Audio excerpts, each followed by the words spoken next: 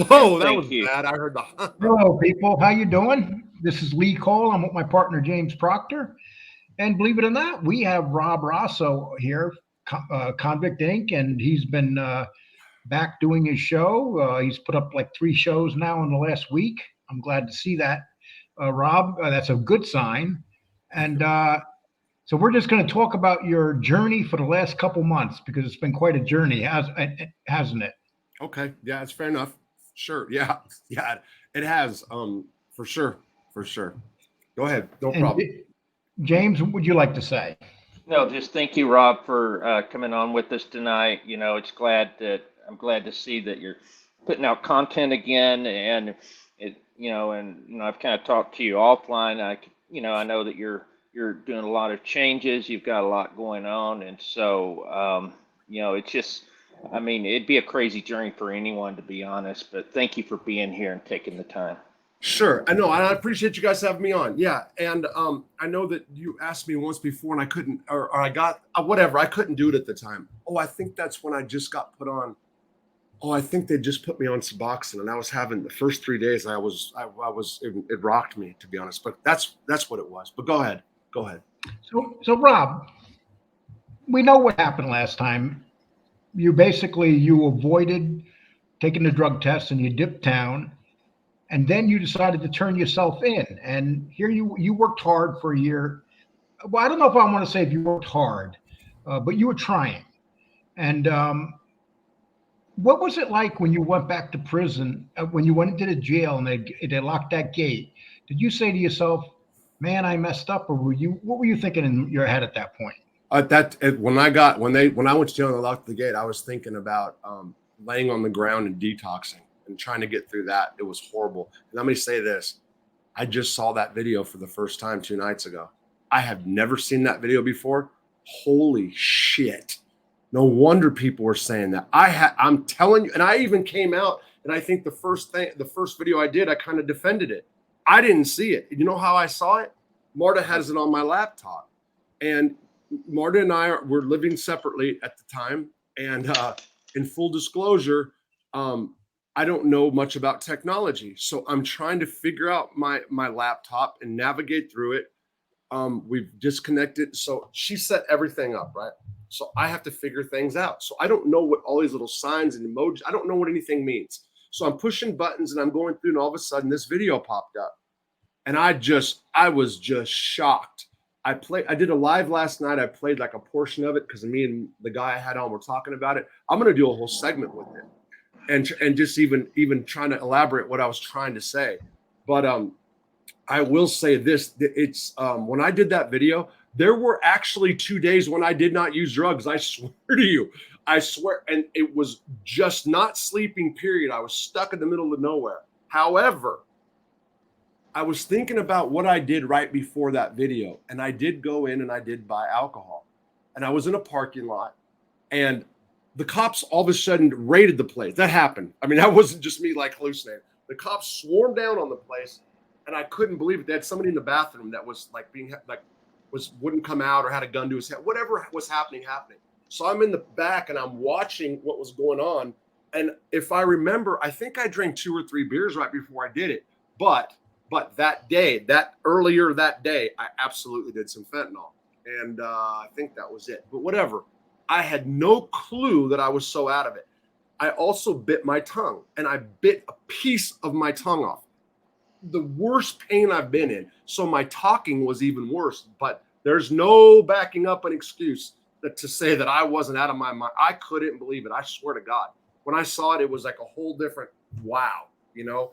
But to get back to your question, you said that I tried hard the last year. You know,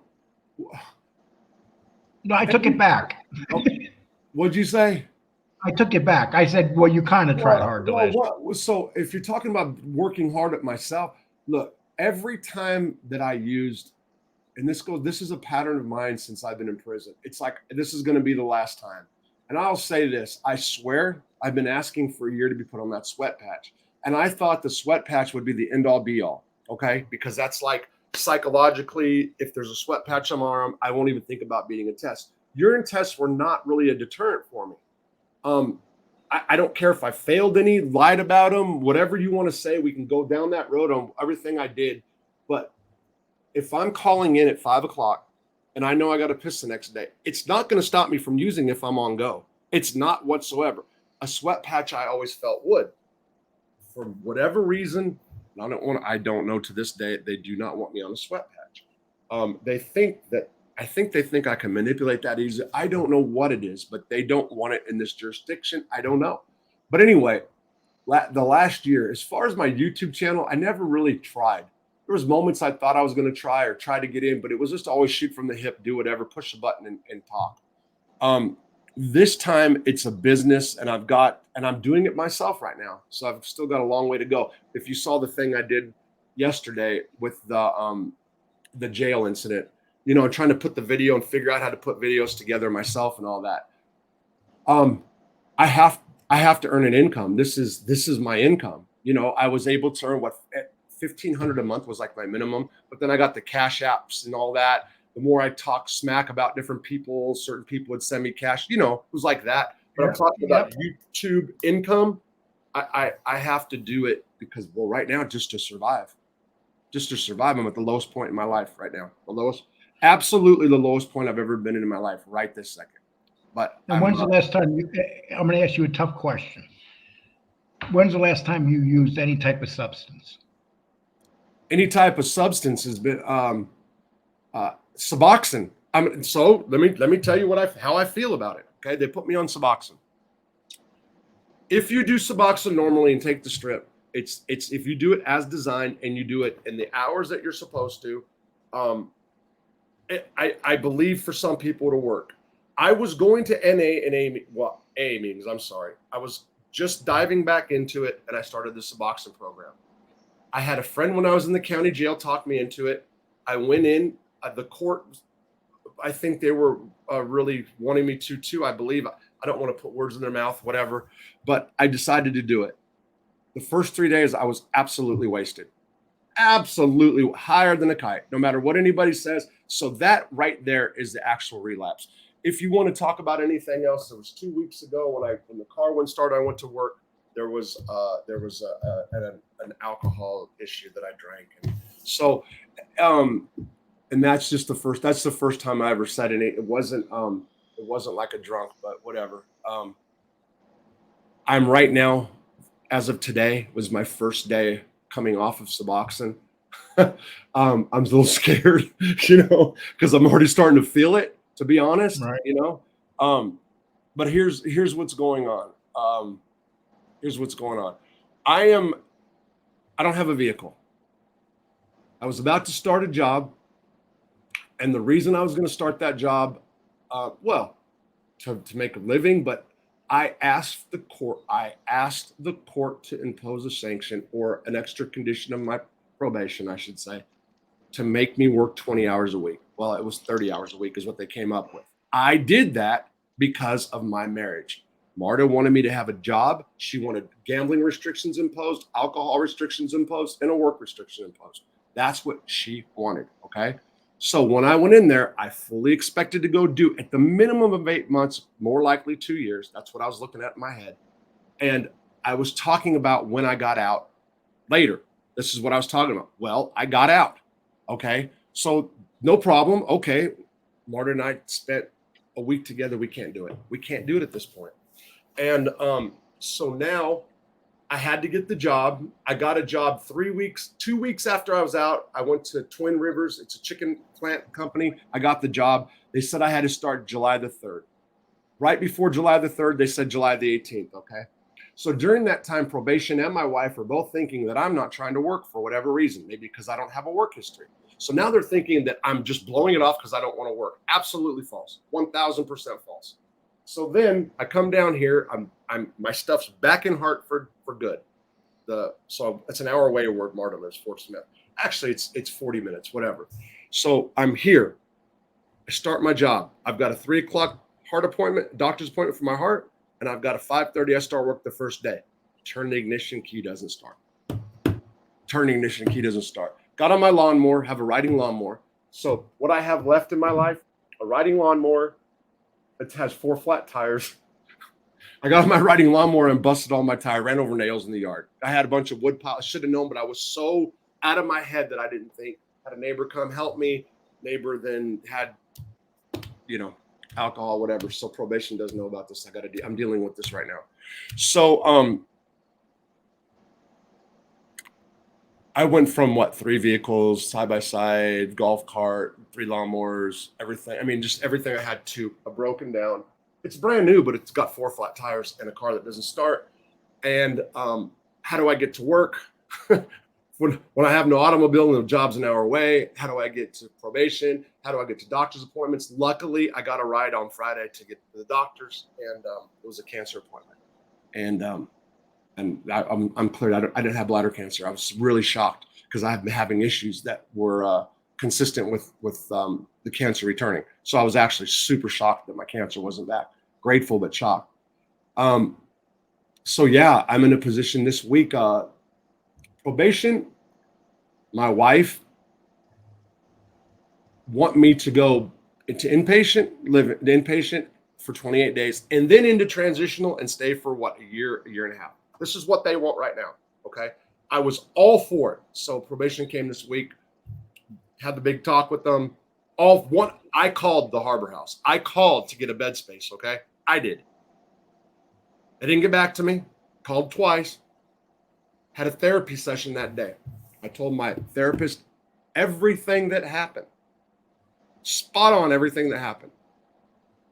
And she said that she would like me back into the 20. You have to go to a 28-day program to get into transition, okay? So it doesn't matter if you're active using or not. That's the whole purpose. So she said, blew my mind, and she was 1,000% right. I want you to go to inpatient and transition. I'd love for you to stay there. The problem is it's going to destroy you mentally. If you lose your house, it's going to destroy you mentally. 1,000% right. I've lost everything that I've owned down here. I have 2 homes there's hundreds of thousands of whatever. Lost everything but this place, and I'm hanging on right now by a string. My water's shut off.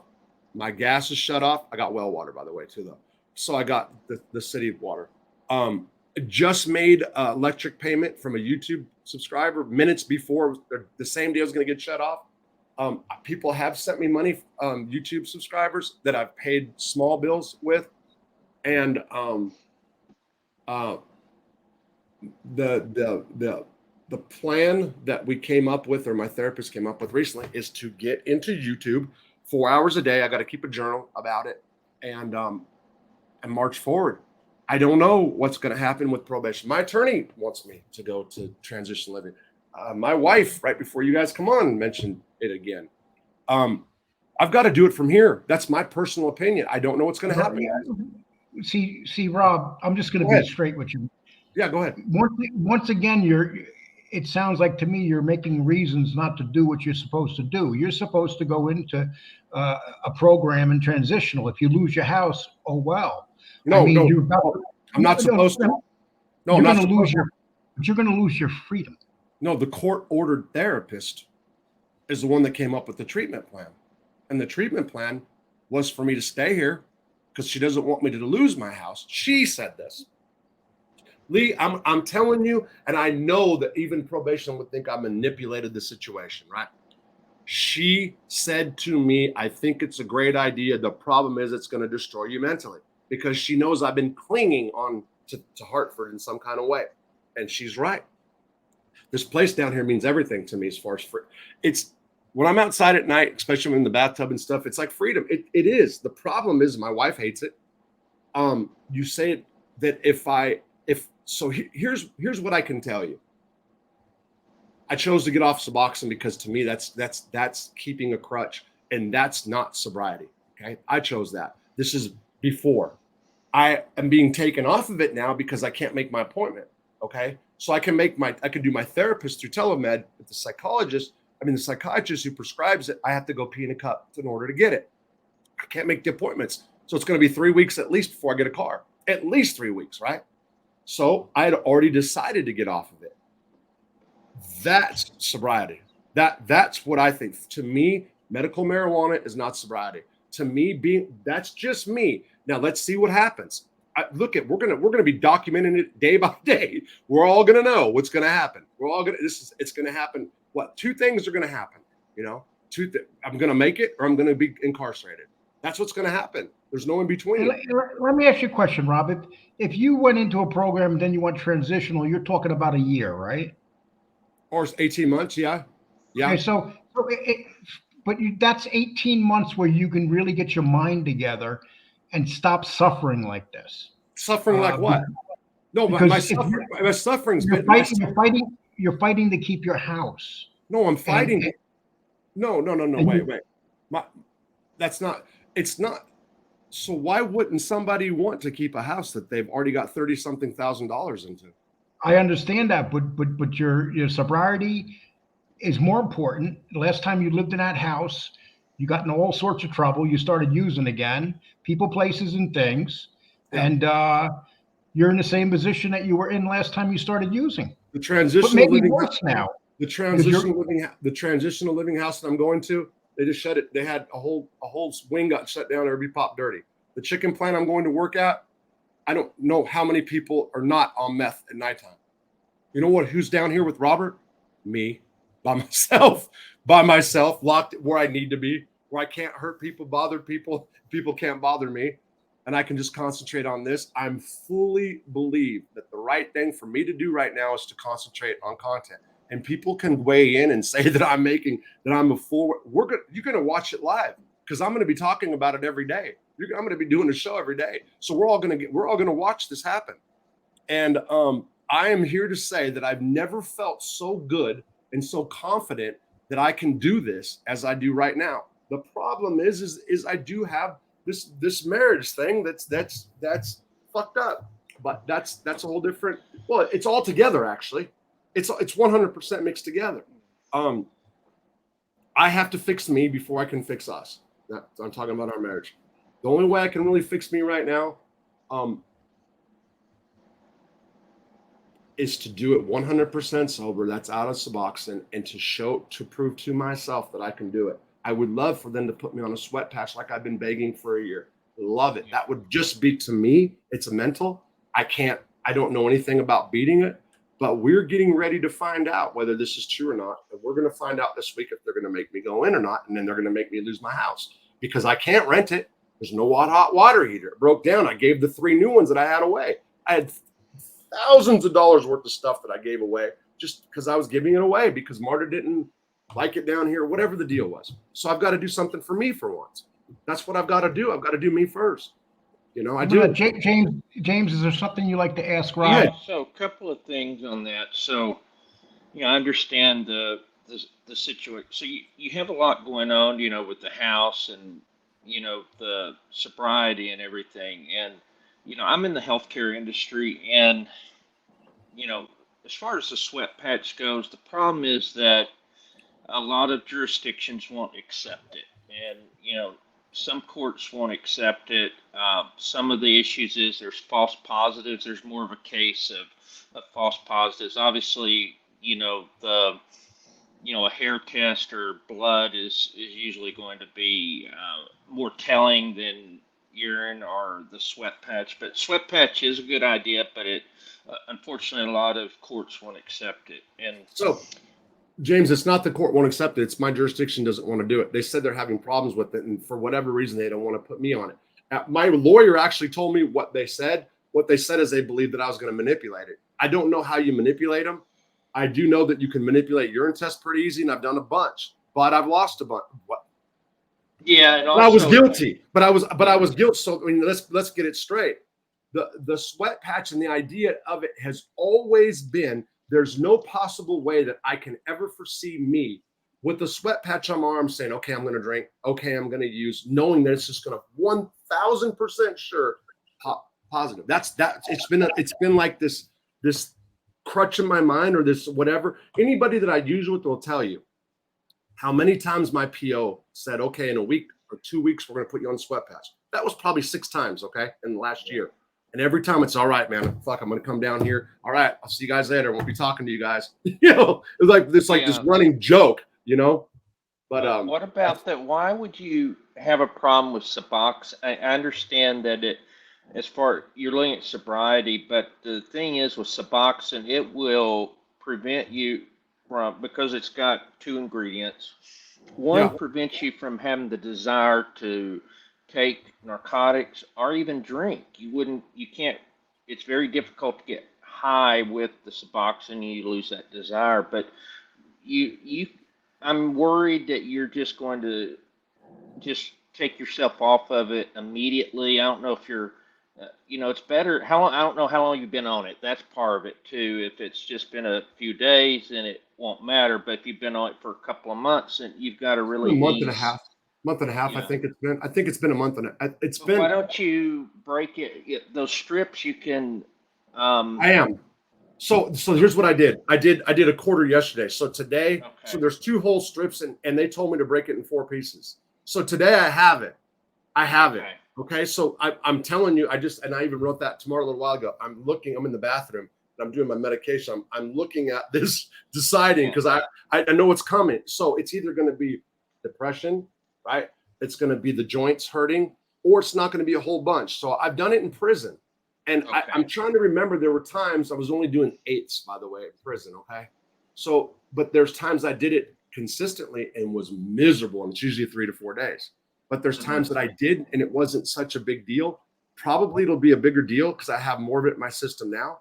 But I don't have, also, James, I don't have a choice right now. I'm coming off it whether I like it or not. I made a decision to get off of it last week. I didn't have any cravings for drugs. You're right. That's coke, meth, or opiates. Okay, that's 1,000% true. Any alcohol related cravings was spontaneous. Was everything went to shit in one day. Okay, this is what happened. Car didn't start, tires popped. I'm down in the corner. I see a neighbor that can help. Okay, that I by the way, everybody down here that I hang around with, I told them to stay away. And that's out of love for them, for me. I've isolated. I don't have people that can come down here and help me fix stuff. Okay, so I had somebody, and they were there, and then they said, "Hey, do you want? By the way, do you want a beer?" Well, yeah, I think I do. I think I do. That's what it was. Right. So, but now I don't have a ride. I can't go to a psychologist, psychiatrist, whatever, and yeah, that's what it is. So I don't know. That's almost why being in some sort of inpatient environment, if there's a way to keep the home, that would be ideal because you don't have a car, you don't have water or gas. I mean, you have well I got water. water. Yeah, but I mean it's so. But here's the deal. So and when it comes to the house, there's no hot water heater. 2 of the floors don't have carpet on them, and one of them's got plywood on them. Right. There's a foundation is to rent this house right now. So I'd be kind of a slumlord, but then I would have to depend on somebody paying on the 18th of every month. This is very important, people. I cannot pay on the 19th. I will lose the house if I'm even 1 day late. Do you know who knows about that? Primo. He was there on the third party conversation. He understood what small town banks can do. They don't care about laws. You don't have a normal mortgage. They don't care. No, my mortgage is a business loan. And because I was incarcerated and because there was no payments made, they called me in to take my house. I had 4 hours to make a payment. Okay. Right. 4 hours. In 4 hours, that's when I hopped the side. That's a whole different issue, the side-by-side issue I got to deal with. But that's when I got the money to make the house payment. And the condition was you cannot be past the 18th. Last week when they were talking about putting me in transitional, I brought this up. After their therapist, the court-ordered therapist, is the one who said that the best treatment plan for me would be to stay here and work on this channel. Okay. And by the way, I'm reaching out to editors too. They're all burned out on me because I made so many promises I was going to write for them and never did. So I'm trying to get that. I'm trying to at least pitch some articles right now. Okay. So that's well, I'm not going to say who it's to, but so I've been reaching out to people for that. So I cannot miss past the 18th. Okay, period. So if I get a renter even, I then have to depend on them for the 18th. And one of the problems down here in this little poor, dilapidating town or whatever you want to say is renters.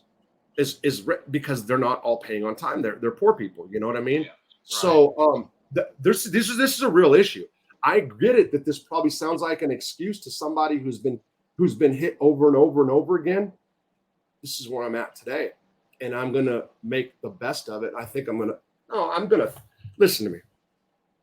I don't have choices. You understand me? My choice is this. I'm gonna be incarcerated and lose everything, or I'm gonna make it and I'm gonna thrive. Based on this last week and the outpouring of support that I got and the messages that people have been sending me, and I'm gonna say this. People have been telling me they don't give a damn if I was whacked out of my brain or not before. That because of my story coming out of prison and being able to thrive, blah, blah, blah, blah. And I tell them, wait a minute. What about the fact that you were duped? What about the fact that I was lying to you about being clean or playing games, whatever I was doing? Said they didn't care that I got them through the hardest of times. That's the truth. I mean, the one guy just talked to you last night, and he's going to be watching this interview too. And I mean, just so much. Now, imagine if I walk it through and I'm doing it right. I have been doing it right. I've been doing everything that I possibly can. Here's been my biggest problem. I was going to say this for my show, damn it. But here's the deal. I've connected my identity to my marriage. I haven't had my own identity since I've been free. And that's not a dig on her. It's been Robert and Marty, we'd be connected, and people can say, well, that's supposed to be a marriage. You're one. I came out, I was given everything. She came in 4 months later, okay? She saw the person that she fell in love with for a period of time. Things happened between my family. My dad died. Everything went to hell. And then it was just scramble, everything unravel, whatever you want to say. And that happened for a long period of time. I'm at the point right now where I can't get financing. Marta made sure of that. Out of love, I will say out of her kind of love. Can't get financed by anybody. Can't have mommy and daddy back me up on loan. Can't deal dope. Or I'm going to go to prison. Judge brought that up. I mean, so, and there's no money in it, by the way, anymore. And I know that for a fact because I know criminals everywhere. Met most of them when I went to rehab the last time. So it's like Robert Rosso has to make it on his own, and I have to be a big boy and grow up and start.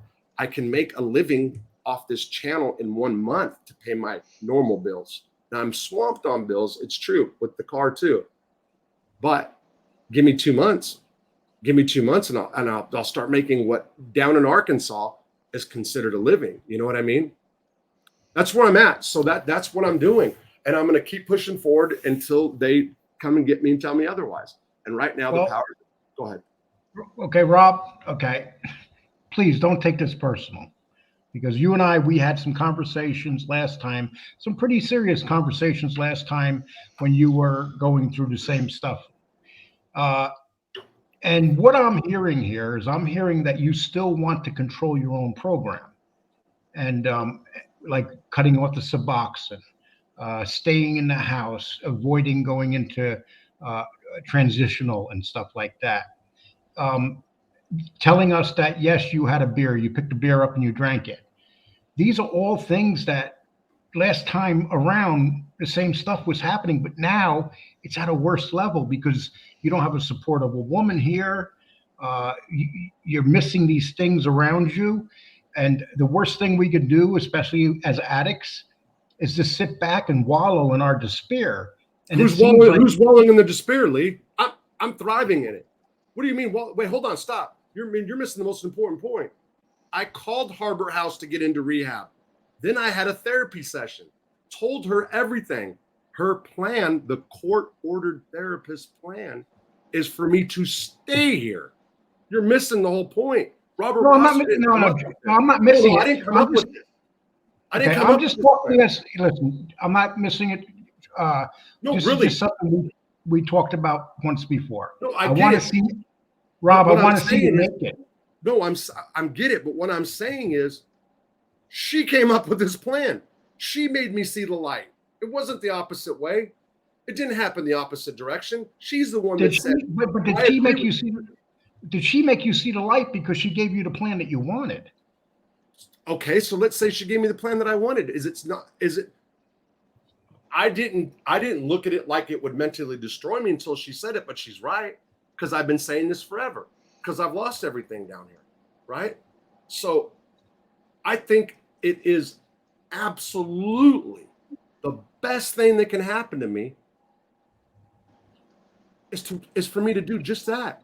Do what she just said and go from there. And as far as Suboxone, yes, because it doesn't, I'm telling you, it got me high. It's making me not normal. I can see myself on TV when I'm interviewing people. I'm not the same person on Suboxone. Maybe Do some you think- people said it's better. Some people said I've been acting better. Right? Do you think a part of your subconscious wants to get off Suboxone because you want to be able to have that opportunity to use again? Absolutely not. 1,000. I can use on Suboxone. Not well, I don't know. I never tried. I mean, because I hear different people say different stuff. But it's not down here. It's meth country. It's not the opiate thing. I mean, you can get opiates right in it's all over Fort Smith. I'm saying that, well, I guess here too, really. I mean, now that I think about it, but it's everywhere. Yeah, no, you can get really, it anywhere. Really, and I'm going to say again, the place I just went to rehab last time, busted with the quarter pound. My neighbor, quarter pound in the ceiling. So I mean, everybody's in there is high too. That depends on what you want to do. That's because they choose to be high there. There's people that actually go to those things and actually help themselves. If somebody goes into those programs and wants to stay high, you can't blame the program. It's the person. Absolutely. And my therapist just brought that up. Why didn't you use the tools that you were given? She said that to me. Straight up. Why did you not use, when it was a boiling point, when you were blowing, why did you not use the tools that you were given? Fucking great point. I said I took a nap. I said what happened afterwards, I went and took a nap. Went to bed. What happens when I get pressure? I take a nap. I've been on the night shift lately because I've been adjusting to going to work, to get ready to go to work. That's not going to happen. And by the way, let me say something about my work program. I got the job. I was cleared to go. I was ready to go. They called me hours before and said I had to go get cleared because I didn't lie on my application. I told them the truth.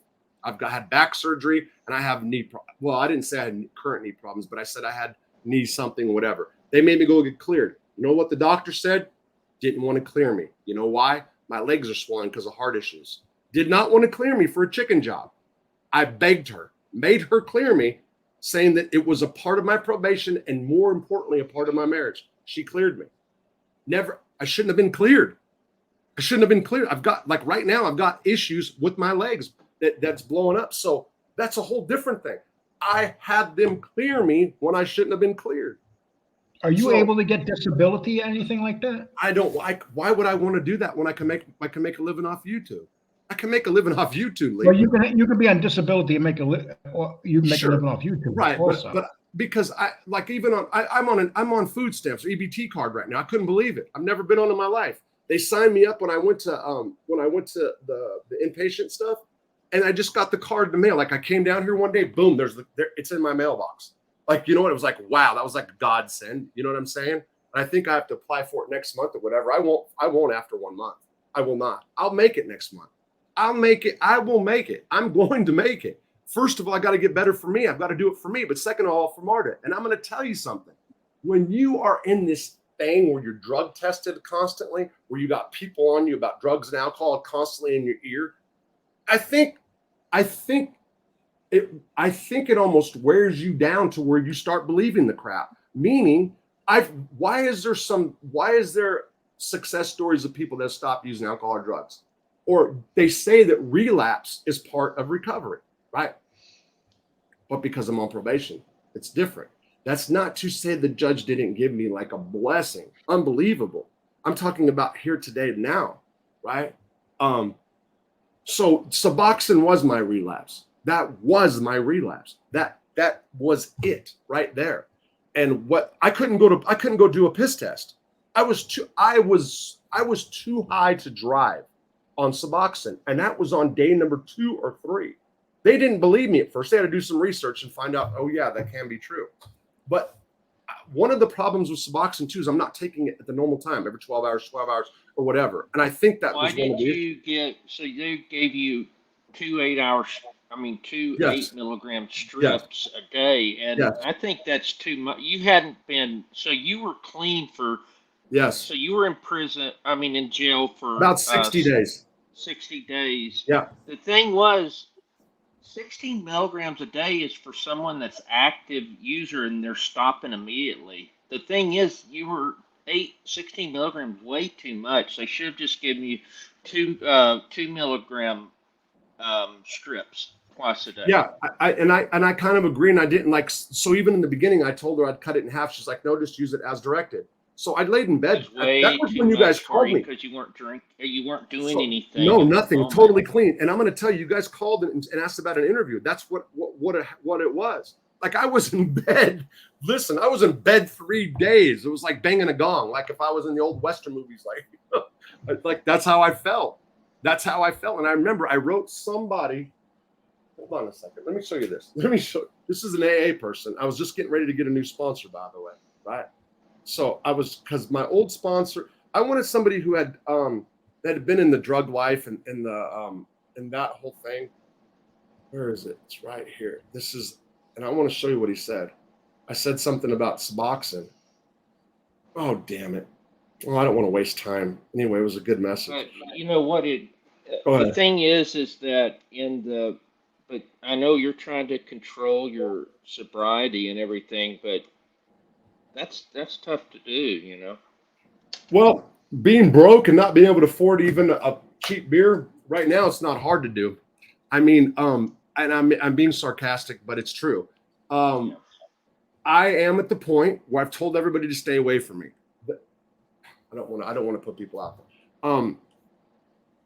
I've never been more confident in my life right now that I can stay sober ever. Never. Let me repeat. I've never been so confident in my life than I have right now that I can do this. And I have to do this. I have to do it for me. Period. I don't have no more to fall back on. Your wife do it. So she's living her life and I'm living mine. We're not getting a divorce. Okay. She wants me in transitional. She wants me up in Fort Smith. She wants me out of Hartford. Period. And she's out of Hartford in a bigger city, right? Hates this town. Yeah. Hates it with a passion because of my family issues. Hates it. But she's still working, right, at the same place. Thriving. She's thriving, booming. Mm-hmm. Yeah.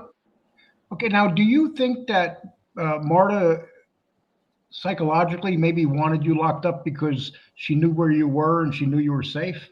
No, I think she wanted me probably because she's pissed. Probably. No, she had a chance to give her opinion to the judge. The judge asked her what she thought about the whole situation. Yeah, the judge, she was a big part of court. The hearing was from 9 to 12 and then from 1 to 1:45. So 3.5 hours, 3 hours and 45 minutes altogether. And I talked for over an hour and she talked for a long time. That was the whole thing. And yeah, that's what happened.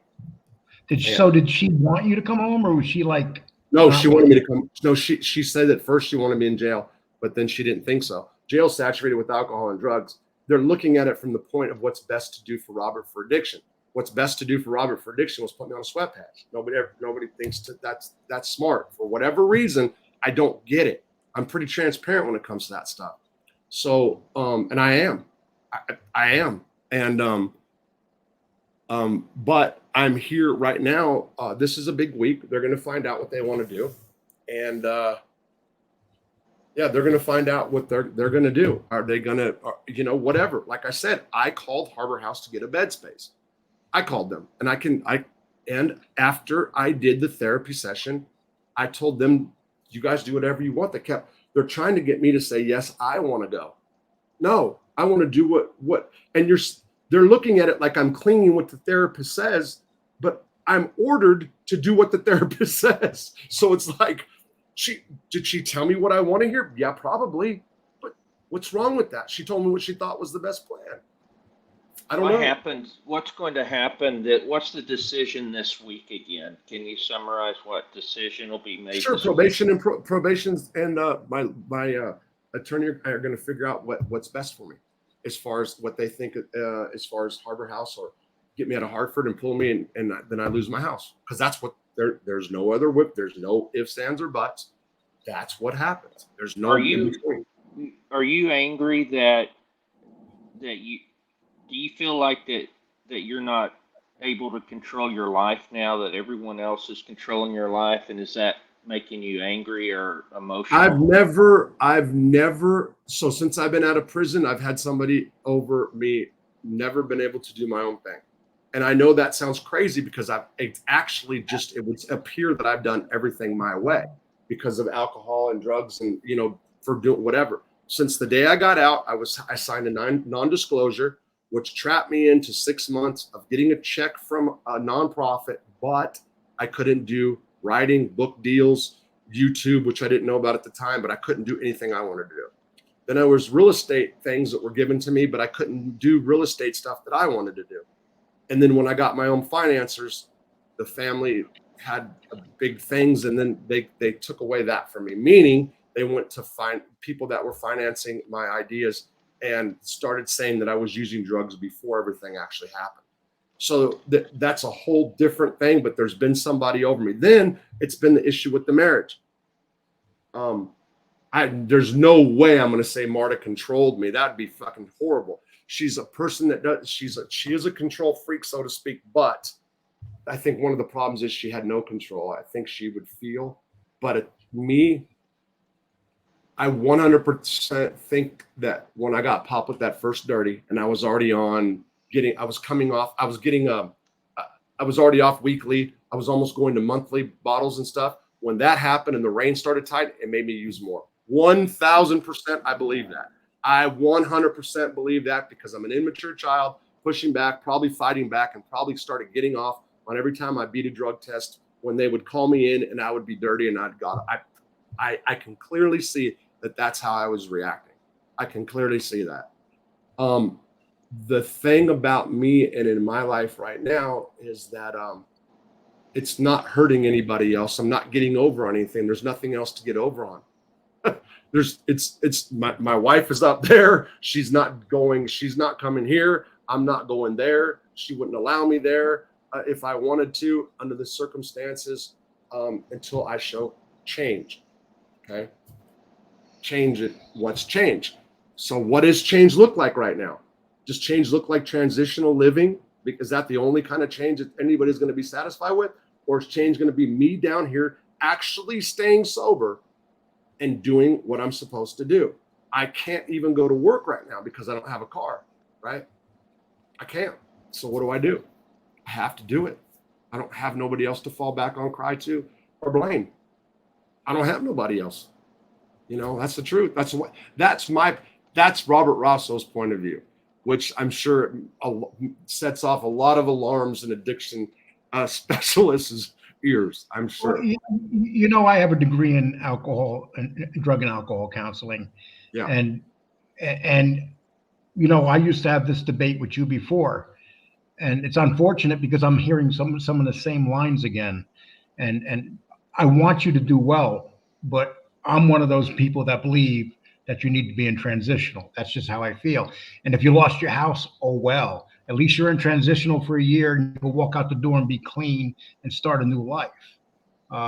And starting a new life is more important than going back to prison and losing your house anyway. That's just how I'm looking at it. But that's just me. You're a grown man. You're going to do whatever you want. Yeah, I'm not going to do whatever I want. I'm going to do whatever the court and my probation period. I'm not going to do it. I'm not going to do what I want. I'm going to follow my treatment plan. I like my therapist a lot. I always have. I chose her. I got rid of the other one to go to this one. All right. I chose this one. She's the toughest one that they've got in that facility, in that instant, the hardest, holding me accountable to my actions. That's what she said. And what was the last person that you replaced? What was their opinion that you do? Nothing. Asked me if I wanted to learn breathing techniques. Okay. So you just felt like you needed something new. She was, one day I had a meltdown in her office for like 55 minutes. I didn't shut up one sentence. And she looked at me and she says, "Do you want to try to breathing techniques?" So I want to shoot you in the head. All right. Oh, I'm joking. That's what it was. Look, I'm telling you. So the reason I'm even agitated during this whole video right now is because I just had this conversation. Everything we just talked about, I've been talking about an hour prior to me getting on here with. Now, Rob, you're sitting there and you're having daughter. these. Rob, you're sitting there. You're having these debates with Marta. You're trying to get your situation together. Now you have all this pressure on you. How are you going to let up the pressure? Are you just going to say to Marta, like, maybe just leave me alone for a while, or maybe you guys just shouldn't talk to each other? No. So as far as pressure, actually, we don't talk every day right now. So, but that's, I guess she's not going to really be getting all that. So it was today, last night I went to bed like at 3:00, and I didn't do Suboxone. I took a piece in the morning, so I started yesterday. And it was yesterday morning, was it? And last night I went to bed at 3, and I woke up like almost at 3. It's like 12 hours of like the soundest sleep I've had, and it was crazy. So I think also the Suboxone thing didn't get me sound sleeping. That's another thing. I think I've had sleeping issues. To go back to what you just said, but to go back, so we don't, as far as pressure, Marta doesn't put pressure on me. We had a conversation earlier, and it was actually me who instigated the conversation. And it just went to different places, and it just went to everything we're talking about here. That's why when I came on here, I'm like I've already been prodded today. I've already been zapped, this whole, everything you're saying, I've already taken it. Boom, So anyway, look, again, I can't be on Suboxone if I wanted to. That's the truth. They said that last week. I talked to them about winging off it, whatever, with what I had. So that's a fact. I called up when probation came down. We had the conversation, and I told them whatever. I don't want to get all of the details because they get pissed off about it. Probably gonna be pissed off at me for saying this, man. I can't win for losing, So it doesn't matter. It doesn't matter. So it is what it is. I'm already here. Immediately called to get bed space. Never even skipped a beat. I never skipped a beat, dude. You hear me? I called it. I'm tell you who answered the phone in the recording that I called. I know exactly. I was going to call one of the people on the board of directors that night. I had a therapy session later that day. Broke everything down to her,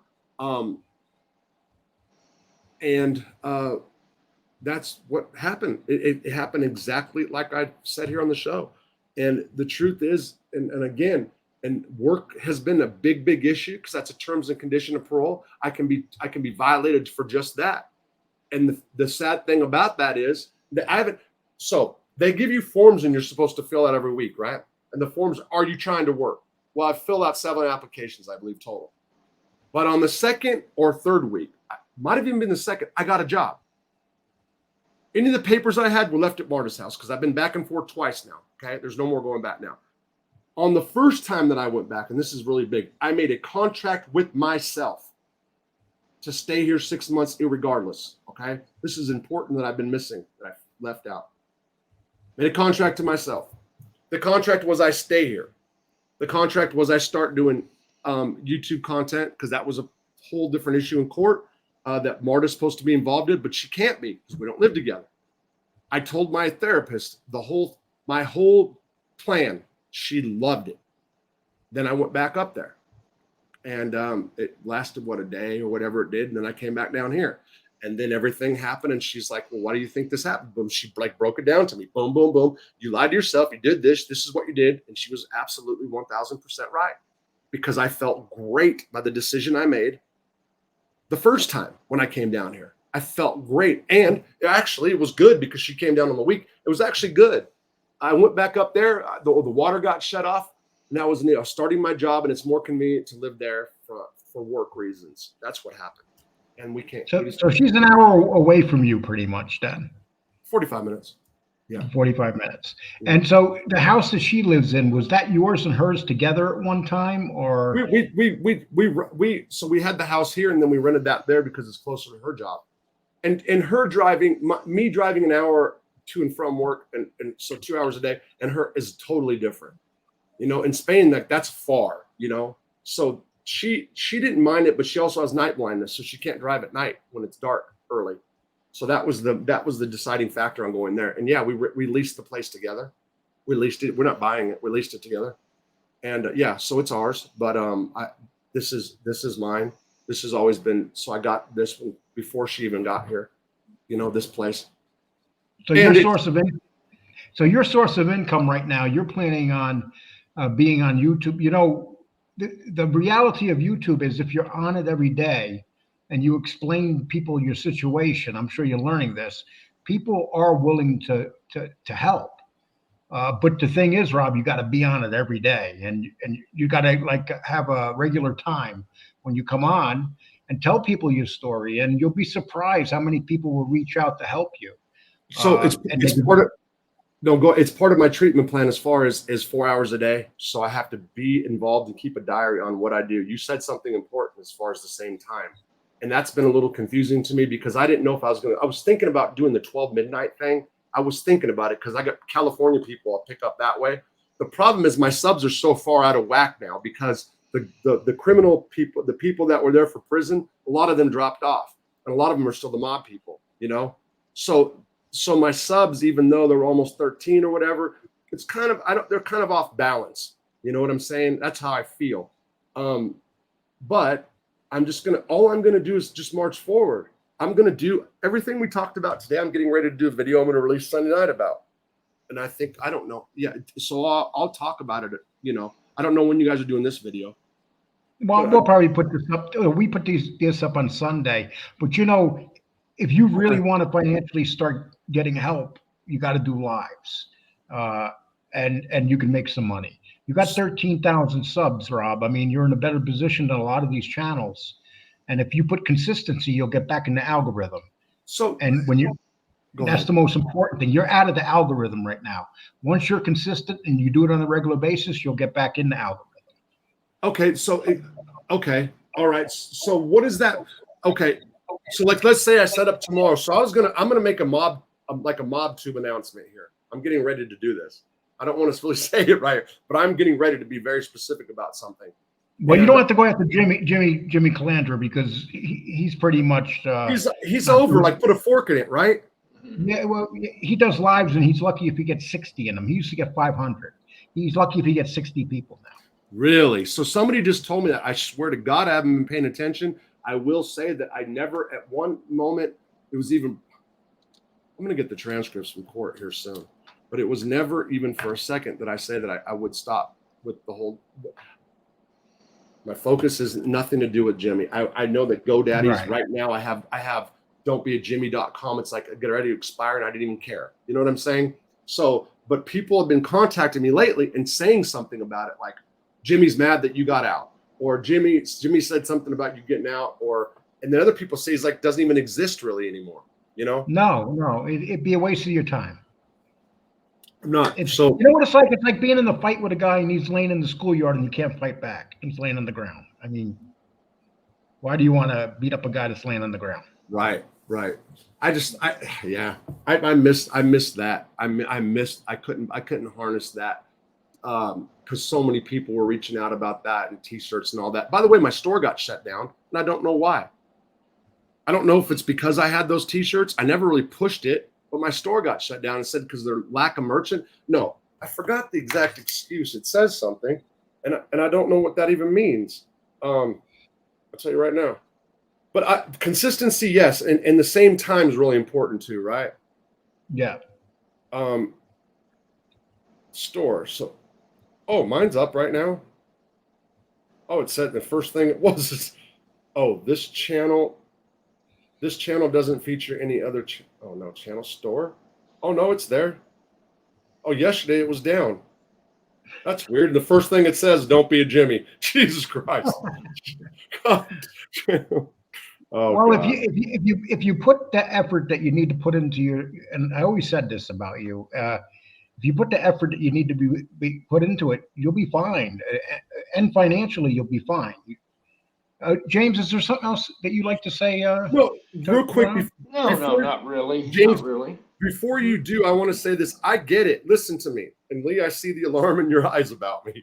I really do. So don't think that I don't. I'm telling you, okay, first of all, I don't have control. And yeah, I hate not having control for sure. All right.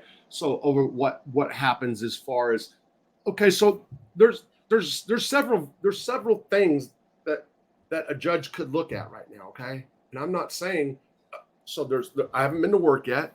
Okay. I can't control that right now. You know what I'm saying? I don't have a choice at this point. And I'm going to tell you, since the day I got that job, I couldn't go to work for 3 weeks because that's when they told me to come in.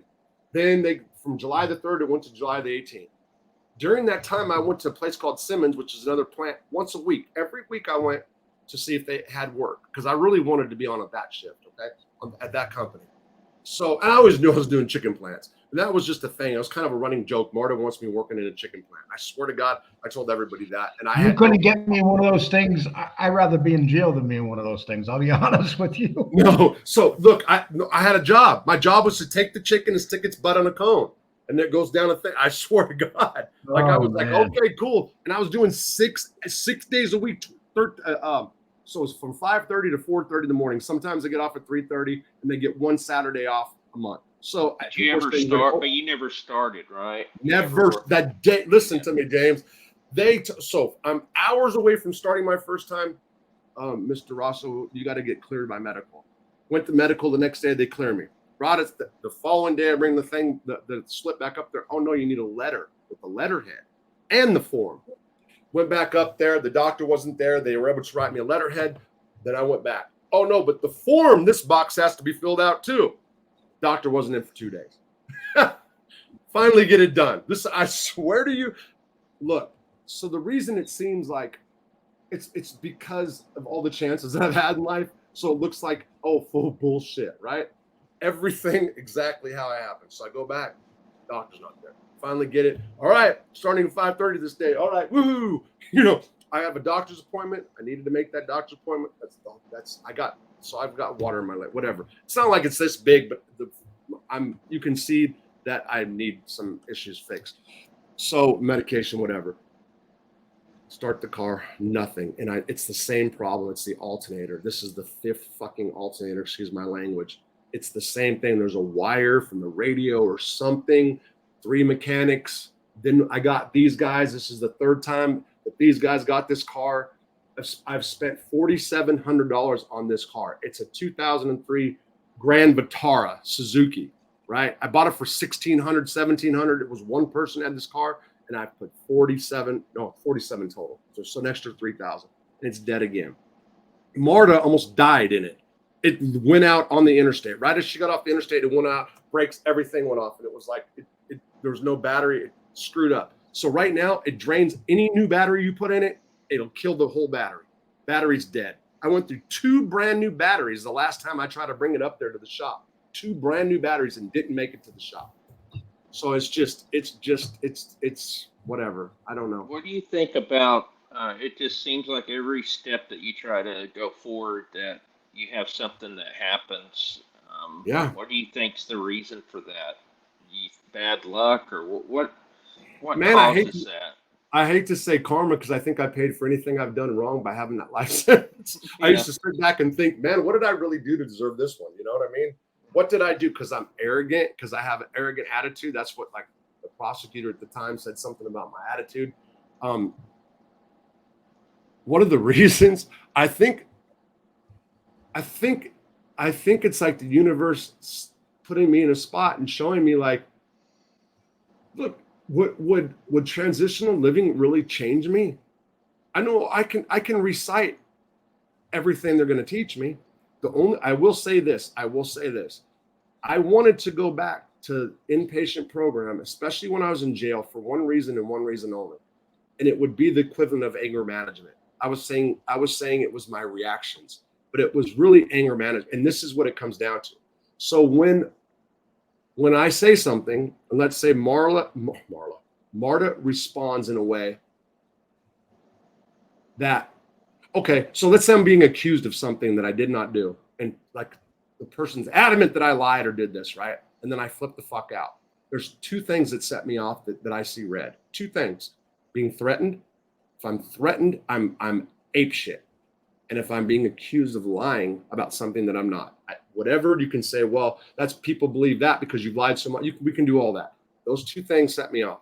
So when I was in the jail and I was being accused of things that were just outrageous, that I was just flipping the fuck out about, I needed to be able to work and fix that, right? So for that reason, I wanted to go back to the Harbor House because there's a counselor there that does an anger management that's phenomenal. And I didn't get to finish it last time. That's the only real reason I wanted to go back there. And again, if I wasn't in the situation that I am right now, and what I mean, it's like every time I have like not a dollar in my pocket, somebody from Marketplace will call. I got a bunch of antiques for sale too. I've been surviving. So by the way, I do have some thousands of dollars worth of antiques for sale right now. Okay, a lot of it on Marketplace. I've got to renew that as a matter of fact. So yeah, so that's there. If I was to even go, though, I would lose that. Marta's not coming to fix this. She doesn't want this, and I'm not. It's not even a bad thing. So nobody should be upset with her. She's done plenty. Okay, she's just would rather see this all go away, and me have nothing. That's her opinion. I don't want to lose the 30 grand that's invested in this house, and I don't want to lose the last bit of thing I have down here. I do like this town. It's a part of me. And I will feel like a fucking failure totally if I lose this place. And that's whether I'm incarcerated or whether I'm forced into rehab. That's the God's honest truth. And that's just how it is. So I'm going to fight like a devil. And that means I'm not punishing anybody by me getting high or whatever, or I'm not running from anybody else. There's nobody else to run from. I've ran away from everybody. I've isolated. My family and I do talk to my mom sometimes now. I didn't.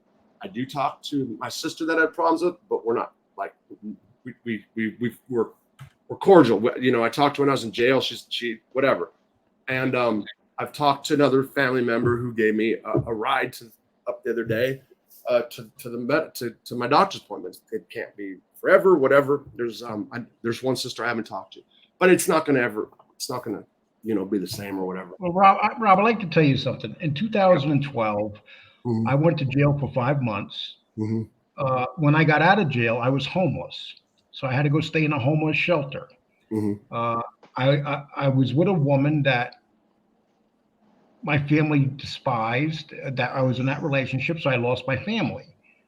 And here it is, 11 years later, I have a pretty good life. And I'm out of that relationship and I moved on in my life.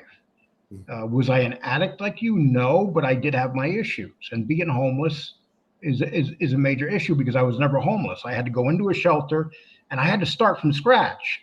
And so I went to Colorado Springs. I got out of this small hick town and I went to the city. I met the right person. But I had to push myself to get my life back together. So it's not impossible, Rob. So, you're in, it's tough. A lot of people, when they get out of prison, they wind up back in prison because they can't deal with being homeless or drug addiction or whatever. That's the main reason most of them wind up going back to prison. Do you think that somewhere in your mind, you feel more comfortable being in prison? No, I like the person I am in prison better than I did it here. I'm more comfortable. I like who I am. I don't like being incarcerated. I'm more calm, cool, and collected. I look back on now, the hardest times were really being in a relationship. And people might poo-poo or say prison relationships or falling in love with somebody that's bullshit. No, it's one of the things that happened was I used to get mad at myself because I felt like being in a relationship did neuter me. Like I couldn't do some of the things I wanted to do. However, that was better because I was able to remain clear conduct, but I felt sometimes like less of a man. The issue came up not long ago. Did I still have resentment because of that? That was a good question brought by somebody.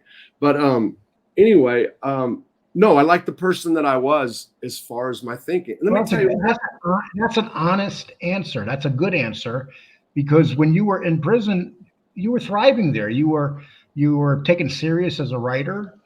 You had things that were written and people you can get when you got out. You could call people that were in the entertainment field. Yeah, I sent Marta to ABC World News Studios, and she met David Muir and the whole thing for me being in prison. So it's obvious you could do it, Rob. But yeah. You're honest about it because in prison, you kind of thrived, didn't you? Yeah, and even when I went back to county jail here, you know, the people that thought I was going to get my ass beat because I was on YouTube? Dumbasses. I'm sorry. It was the opposite, and I hate to say it that way because I was shocked too. Yeah, I'm gonna. So I went in and I was a mess. Okay, I immediately identify who's who. It's a very important thing about prison. I immediately identify who was running the white guys, who the Mexican, and I immediately went to the Mexicans because I didn't even want to talk to the white dudes. Less Mexicans. This is a white jail, by the way. That's what I'm going to do a video about it too. And so the Mexican dude, I wanted to go, like, I'm from California. I hang around with Mexicans all my life, and I'm close with them. So they gave me a bed, and then the white guys came, and then they gave me the floor space because there's a floor over there. I stayed like 3 days on the floor. I'm like, oh, fuck this. No, and I went and stayed with the Mexicans.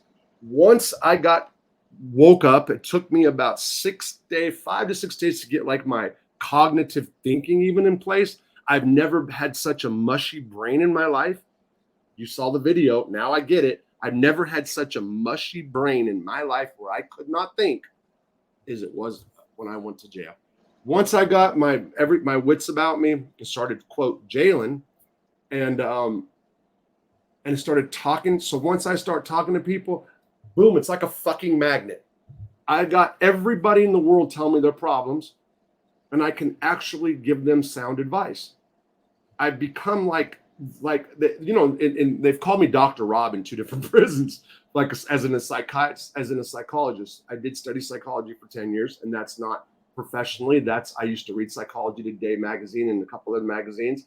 And so it's just a natural thing. I talk to people. So then I automatically get like a status in prison, whether I want to or not. It just becomes. And I swear to God, it's true. And I deliberately tried not to by staying with the Mexican dudes and just hiding by myself. And that's what happened. And the next thing you know, I got the guy who's running the joint coming and crying to me about fucking his drug problems. That's the truth, about how he can't stay clean because he was molested when he was a child. And I mean, guys open right up to me, and I'm great. It's touching, and I feel almost honored at times. It's just strange. You know what I mean? It's not strange when I'm doing it, but in retrospect, when I'm here and I look inside there now, it's like, wow, man, it's like these people like really open up to me. And I have that effect, and I kind of have that effect even on my channel. You should see what the people are calling me and contacting me and saying. You understand? And let me tell you something. I had a chance, and this is kind of off the subject. I had a chance to go speak to children in juvenile facilities. Well, somebody brought up that, but I had a chance in the county below me by a former correction officer, former probation officer. Meth problems all over, especially down below me.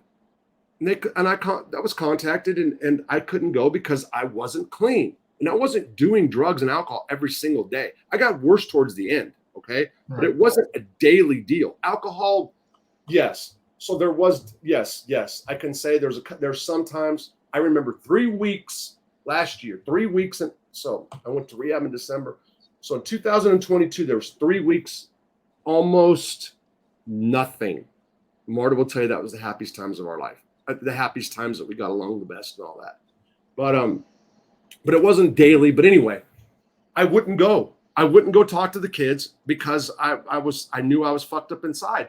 And I told I'm not going to name the official. I told the person, and I said, I've been popping dirty. I've gotten dirty. They said, we don't care. We want you down here to talk to these kids. I wouldn't do it. Marta thought that if I started, that it would help get me out of it. You understand? She didn't know, actually, at that point, she didn't even know that I had used drugs. She knew about the alcohol. I couldn't do it. I couldn't do it. Yeah, anyway, I don't know what happened, but yeah, so this time, like I said, so you guys, it comes down to this. I have to, I don't know what's going to happen. Whatever happens, happens. All I can do is push along. I know I'm going to do content pretty steadily here because I need it for money reasons. Well, if you need help with the content, if you need to call either one of us, feel free. We'll help you get up and running whatever way we can. But Rob, what I'm going to do is I'm going to have James ask you the final questions. Go Go ahead. And then we'll Yeah, close I this don't- out. And No, I one thing, just want I just want to say I appreciate you coming here and being very honest with us. Sure, And I only sure. wish you the best, and my phone's always open for you. James? Thank you, Lee. Go ahead. No problem. Yeah, no. I just wanted to thank you for coming on, and just curious. Have you talked with Chad Marks? Or have you been on his show lately? Or are you talking to him since you Yeah, got I back? know. I've been messages with him. I haven't been on his show, but like he was on yesterday. He sent me some photos on vacation and stuff. So I mean, I'm not talking to him. So right now,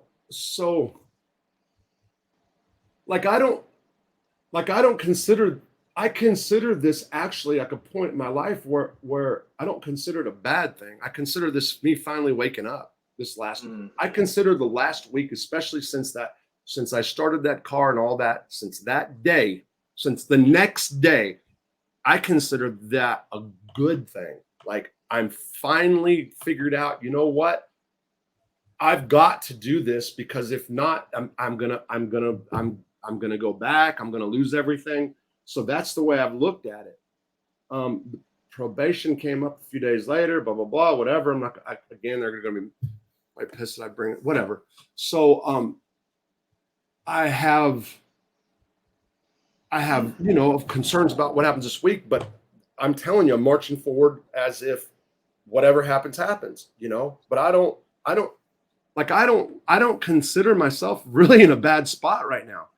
It's in a bad spot, meaning I'm at the lowest I've ever been. But as far as drugs and alcohol and stuff, I feel more confident than I have. We'll see. We're all going to see. We're all going to see. We're all going to know here shortly. You know what I mean? When are you planning on doing your next show? Live? Yes. I don't know. I mean, I've got different people lined up, but I might maybe I was going to do like this about this issue, actually. I was going to bring up this. Maybe I'll do it tomorrow at 5. I don't know. Sunday at 5. What are you guys going to do? Let us know so we can put it down. I'll put it down on my, and on my channel. And okay. So why don't I do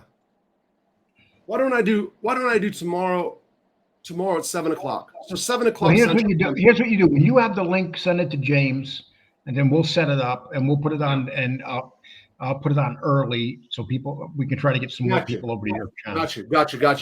No problem. I got you. I'll do that. Okay. Well, I'm going to close this out. I appreciate you being here. Okay, you guys. Thank you so much, Rob. We only wish you the best, man. Gotcha. Yeah, no problem. Thanks for having me on it. And I don't care about the tough questions, Lee. You take care of him, man. No, listen. No, you've been more than fair. I appreciate it. Bye, you guys. Take care. All right.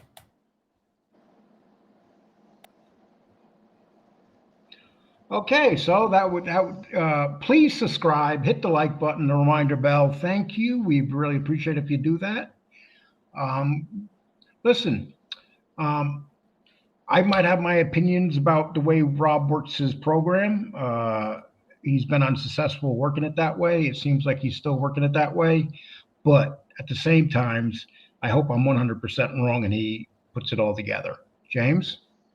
Yeah, I mean, I'm with you on it. I mean, my biggest concern is just, and I kind of brought it up to him, was hearing all the situations he gets into. Though, unfortunately, those are behaviors that I've heard time and time again from people that are addicts, and I'm not saying that's him, but that's the type of behavior, because it's always a story. It's always something happening, and he is in a bad situation, and there's no doubt about that. And a lot of stress. You're talking about a relationship that has failed. You're talking about not having the proper stuff in your house that you need to have. Right.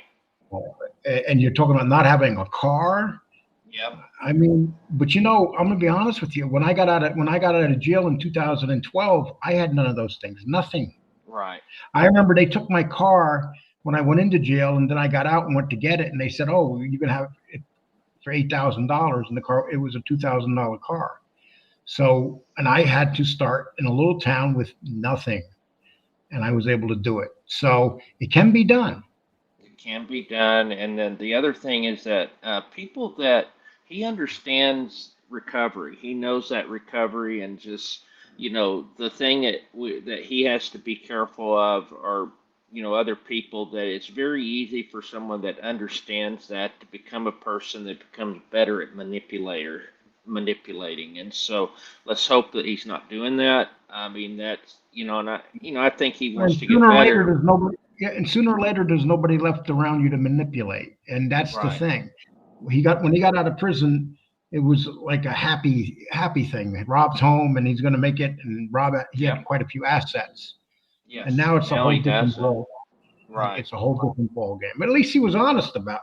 Yeah, Listen, he I wasn't trying to make appreciate it like, that. oh, I got this, I got that. If I didn't have my water running, I wouldn't tell people, but he did. So you got to give him that. Right.